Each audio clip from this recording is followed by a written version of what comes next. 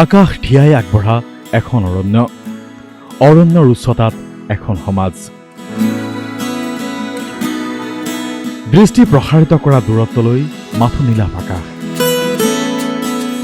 আকাশৰ নীলাখিনিৰ তলত দিগন্ত বিয়পা সেউজীয়া ৰাস্তৰণ, আৰু এই সেউজীয়াখিনিৰ মাজতে আন এখন ভাল লগা ছবি।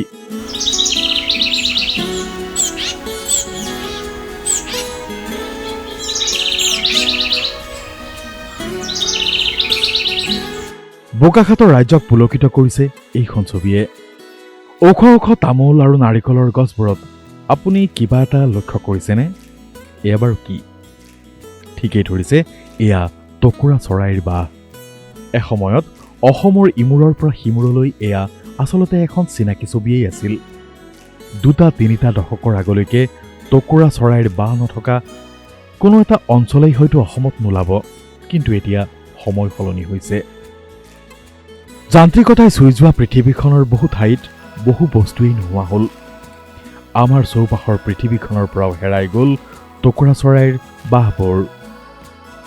ক'ত হেৰাল সময়বোৰ, ক'ত লুকাল প্ৰকৃতিৰ অভিযন্তা। হেৰুৱা পৃথিৱীখনৰ মাজতো আৰু এখন জগত। প্ৰকৃতিৰ অভিযন্তা নামেৰে চিনাকি এই টুকুৰা চৰাইৰ বাহবোৰে সকলোকেই ভাবিবলৈ বাধ্য কৰায়। চাওকচোন কিমান সুন্দৰ আৰু সুশৃংখল এই সৃষ্টি।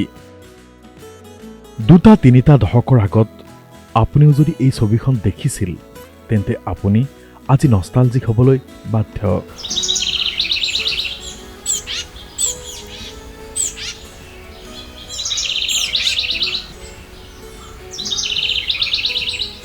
ঠিকেই কৈছোনে? বগাখাতৰ পৰা ডিম্বেশ্বৰ হাজৰিকাৰ ৰিপৰ্ট DY365।